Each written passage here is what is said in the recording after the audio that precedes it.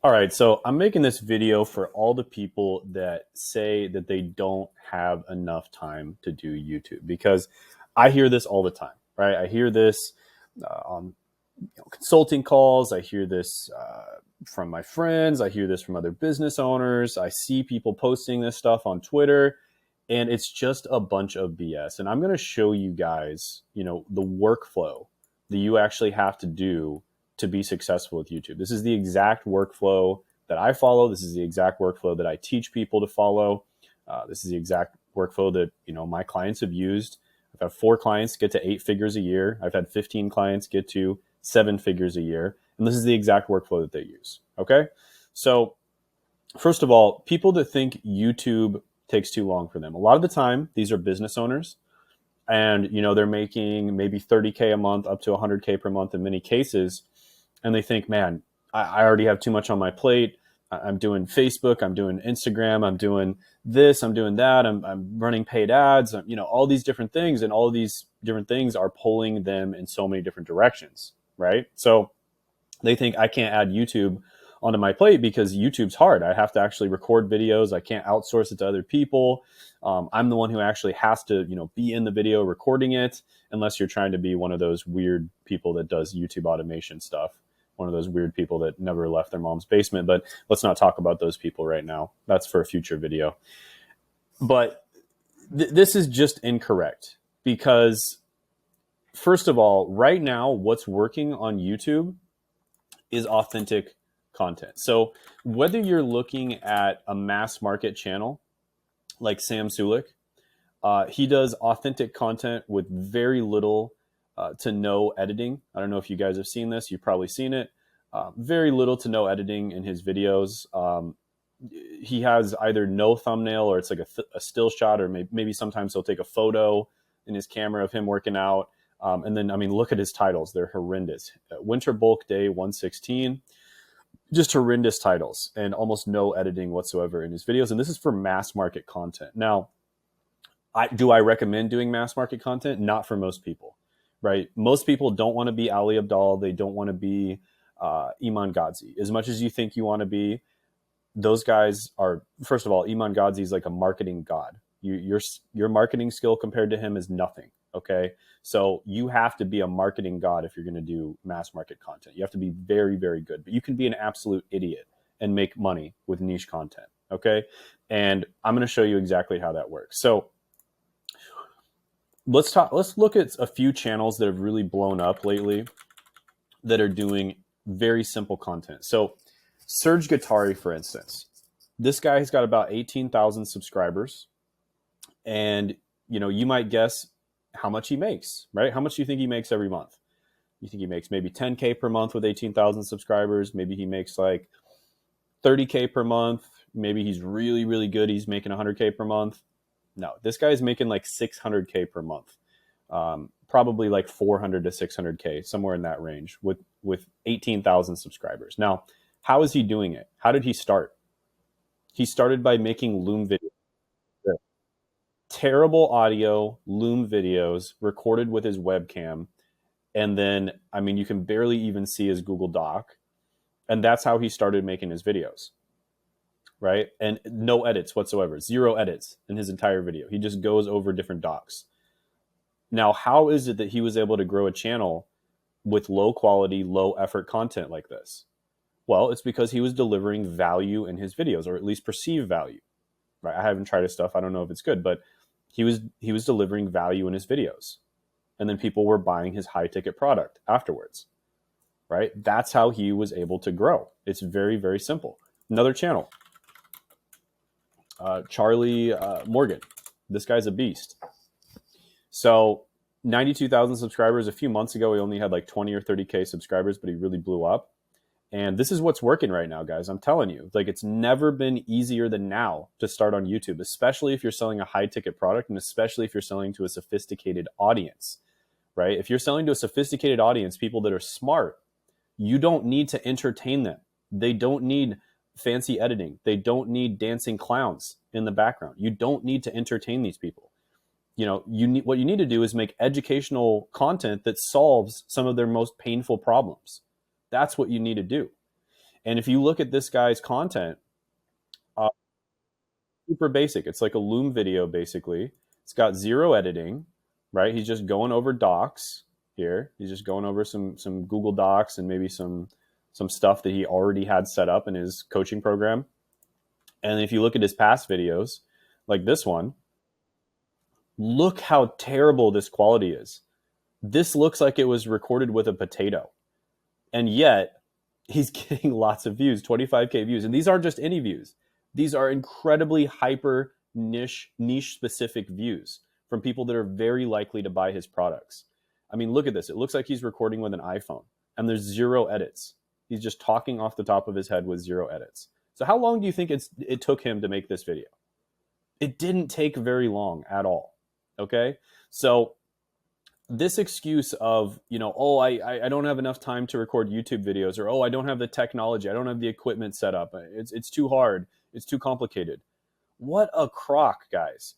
Sophisticated audiences, people that you actually want to be selling to, people who aren't brokies, don't care about the video editing, guys. They don't care about the video editing. They don't care about dancing clowns and you scripting things out perfectly. All they care about is that you deliver value in the video. That's all they care about. They don't even care about fancy thumbnails or fancy titles or anything like that for the most part. I mean, it helps a little bit, but they don't really care about that either that much. I mean, look at this. Look at this thumbnail. It's basically a Loom video of him going over some stuff, right? There's another one I saw, raw reality of making 500K per month. I think it's like Sander Stage or something. Yeah, Sander Stage. So this one blew up about a month ago. And the thumbnail is just a still picture from his video. It's just a still shot from his video. Very simple title, raw reality of making 500K per month. I mean, think about it. This doesn't even have any keywords in it. There's no keywords in the title. That's how simple this content is. And it's just him talking with zero edits. Now, he does have good sound. I'll give him that. That's a great mic. SMB 7. It's a great mic. I have the same mic. And his video quality is okay. But his framing is pretty bad, not going to lie. Like, his head is in the middle of the frame. It should be either up here or up here or up here. And it's way too far away from him, right? So he's doing a lot of things wrong here, but he's still succeeding. Why? Because he's making raw, authentic content and he's solving real problems for real people that have real money. Okay? So this excuse, guys, that you don't have enough time to make YouTube content, it's just a bunch of bullshit. I mean, how long does it take you to fill out a little, flashcard, put a few bullet points on there to remind you of what you want to talk about, like I'm doing here, and then just talk about it off the top of your head? You're already good at whatever you do. Or at the very least, maybe you're positioning yourself as a learner.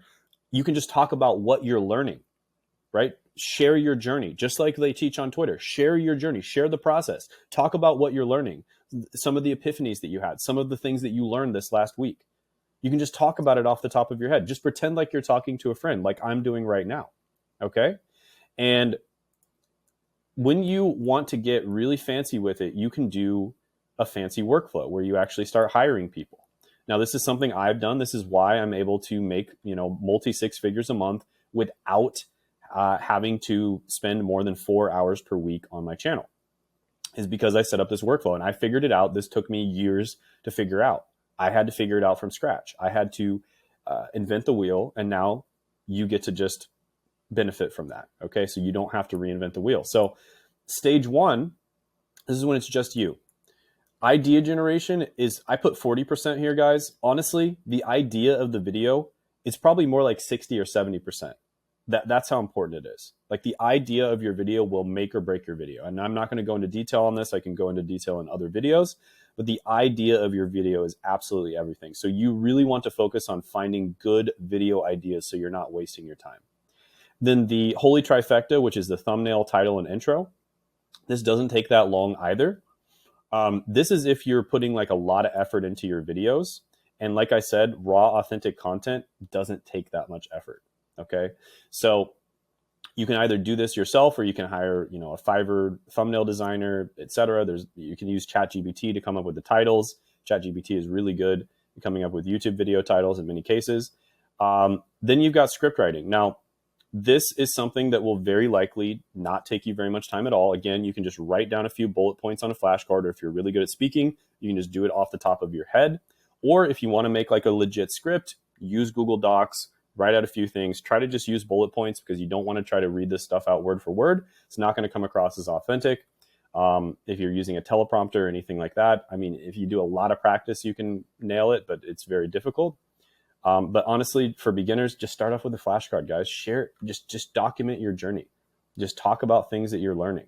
Start out with a flashcard. Talk about things that you've had to talk about with your clients a bunch of times before. You know, this is stuff where maybe you and your business buddies, you rant about stuff. Just make videos like that. And then you don't really have to worry about quality control when you have a small team, when it's just you. The only quality control you have to do is the final check, just to make sure you don't have any, little mistakes like misspellings. And then, of course, recording, this is you. If you record a 30-minute video, it would take you 30 minutes. Then video editing, minimalist is going to be 0 to 3 hours. 3 hours, absolutely max. If you are going to edit your videos at all, I recommend using something like Loom. Loom has a little editing feature. You can also use CapCut. CapCut is incredibly simple to use. Like, you could probably teach the oldest person in your family how to use CapCut as an editor, and it's just super, super easy. And then additionally, if you want to actually edit your videos, because let's say, you're not very good at speaking and you stutter a lot or something like that, just go ahead and hire a Fiverr editor, okay? It doesn't cost very much at all. You can probably get your video edited for like 15, 20 bucks, right? Then you have uploading and optimizing. Again, this doesn't take very long at all. The way we do it, we're very thorough about it, but that's just because we're, very far into the process and I have other people do it. And so if you're doing this yourself, it's not going to take you very long at all, maybe 5 to 15 minutes, something like that. And then you do the final check, make sure everything's good, just watch the video. And then that's it. You just upload videos. I mean, how long do you guys think that takes? It doesn't take very long. Now, if you're a business owner and you're at the point where you can hire people, it's going to take you even less time, right? So stage 2 would be your first hire. This would be a video editor, or we like to call it a YouTube executive assistant. So it's somebody who knows how to edit videos, but they also know other things about YouTube, so they can help you upload, optimize. Sometimes they can even help you with the script writing and stuff like that, help you with the thumbnails. And this is a person who's just going to save you a ton of time. And again, you're going to be doing the idea generation. You're probably going to be doing the holy trifecta, the thumbnail, title, intro. But again, if you're making authentic, raw content, it doesn't take you very long to do that. You don't need to be a thumbnail expert. And you can always just hire someone on Fiverr to do that for you. Script writing, do this yourself. It's not going to take you very long. Again, if you're pressed on time, if you're a super busy business owner, that's great, because you're probably selling to a sophisticated audience that doesn't need to be entertained. You're not selling to brokies. So just make some bullet points on a flashcard, guys. It's super, super easy. Then talent, this is the one thing you absolutely have to do. Video editing, if you can talk off the top of your head, just do super minimalist. Just post raw videos like this. Honestly, even leave some mistakes in. If you make a few mistakes, whoop-de-freaking do. Just leave the mistakes in. Like, if you were talking to another person, you'd probably make a few mistakes and stutter anyways, right? That's more authentic. That's more raw. You want people to feel like they're actually talking to you, like they're actually having a conversation with you. And then, of course, you want to do a little bit of quality control, because you are having somebody else edit your videos at this point. You have a video editor. And so you want to do a little bit of quality control on their editing, give them some feedback. And then the video editor would upload and optimize. After it gets past that step, you would do a final check to make sure that everything is uploaded and optimized correctly. So for instance, if you have a link to book a call with you, it's actually in the description. These little mistakes do happen when you hire other people, so you need to make sure that doesn't happen. After you do quality control for a little bit, like most of the time, they're not going to make those same mistakes.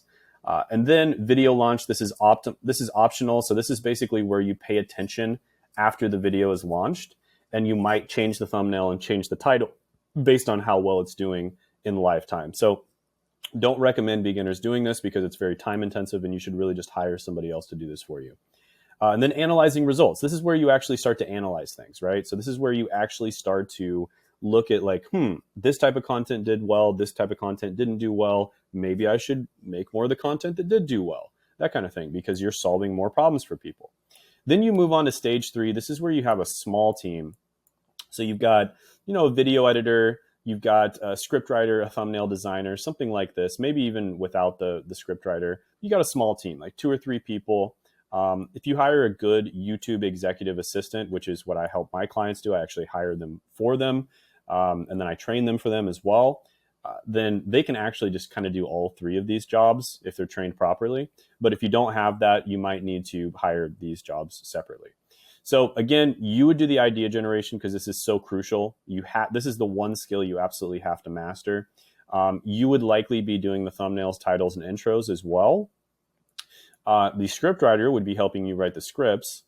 So there's many different ways that you can do this. Typically, what I like to do with script writers is I hire a copywriter, someone who's good at copywriting, and then I teach them about my niche. And that does take a little bit of time, but it's also much more affordable than actually finding someone out there who is both a copywriter and they know a lot about your niche. I mean, that is insanely hard to find. You do quality control on all of these steps. You record the videos. This, again, takes about 30 minutes or so, maybe even less. You do the video editing is done by the video editor. Then uploading and optimizing is done by the video editor. Video launch is basically done by the thumbnail designer plus you.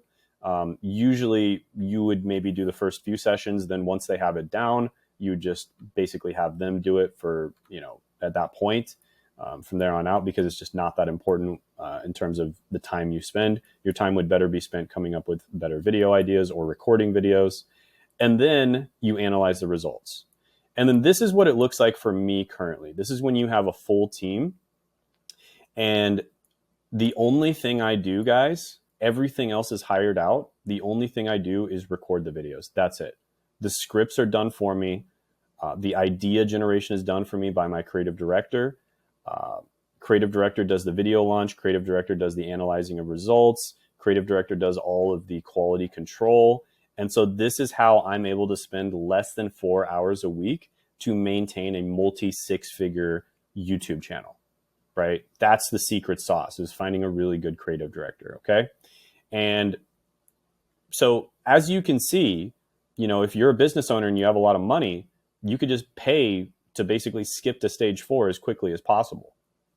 And if you're not, or you just don't want to pay for whatever reason, you can always just do stage 1 and keep everything very raw, very authentic, and just upload videos like this where you're kind of just ranting off the top of your head. So guys, I'm telling you right now, the meta right now on YouTube is raw, authentic content. Might not be the meta 2 years from now, wasn't the meta 2 years ago, but right now, raw, authentic content is what is dominating, especially in more sophisticated niches, okay?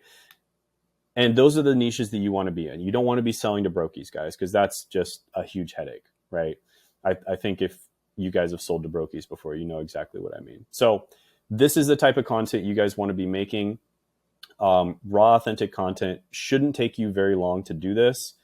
You can easily do this, just this step alone, by uploading a few videos every week. When Alex Hormozi first started on YouTube, you can look back at his early content. Now, he's probably deleted a lot of this stuff, but this guy's pretty damn smart, okay? Alex Hormozi is a very freaking smart guy.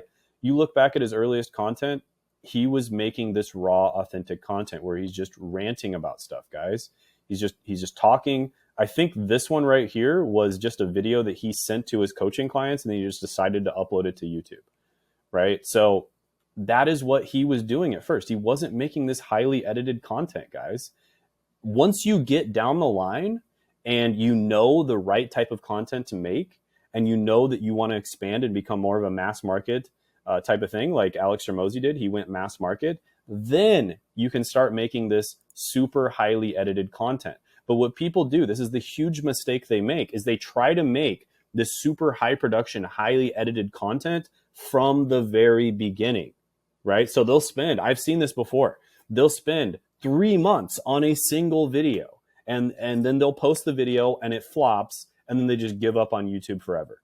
And they're like, oh, this is too hard. I can't do this anymore. All right, I've seen this happen before. Or they'll be, maybe a person will spend a month on a video, and then they'll do it again, and then they'll do it again. And those 3 videos flop, and they're like, oh, I'm just giving up. What you should be doing instead is posting minimum once per week, absolute bare minimum once per week, And I recommend 3 times per week for educational content, and just post raw, authentic content where you're just giving value. This is stuff you're already an expert on, or if you're not an expert, don't try to pretend you are one. And what you should do instead is just share your journey. Share what you've learned along the way. A lot of people are going to resonate with that. Less people are going to buy from you, but that's fine, because there are going to be some people that you're still a few steps ahead of, and they know that you can work very closely with them, and they can get you, or you can get them to that point that you're at. So there's still going to be people that buy, even if you don't position yourself as an expert, right? So this is the type of content you guys want to do. Don't start off with this highly edited, crazy 51-minute content where he's got all these props and he's what was this one? Oh yeah, if I wanted to be a millionaire, let's see. I know he made one about college recently. Maybe he deleted it, but yeah. Oh yeah, here we go. If I were 18 again, here's what I do. Yeah, college. So he's got all these props and stuff and all this printed out stuff. He has an entire room dedicated to this video.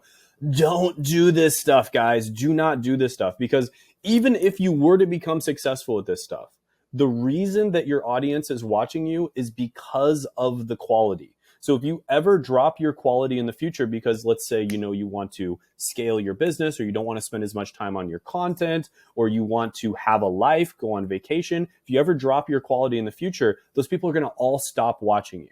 Whereas when you make raw, authentic content, people are watching you for you. They're watching you because of the value you give, but they're also watching you because it's you. You are a human being that they can relate to on the internet. And so later on, when you start making that more mass market audience type content, they're still going to keep watching you, right? And that's the important thing, is because they're watching you for you. So it doesn't matter what subjects you talk about. If you want to pivot, you can. They're going to be watching you for you. That's the big thing. And so if you want to pivot, you can do that. If you want to make mass market content and get famous, you can do that. If you want to stay niche and just make a ton of money and be, under the radar and just live the rest of your life without having people running up to you at the airport, which is what I recommend, it's probably better, you can do that as well. Okay? So rant over.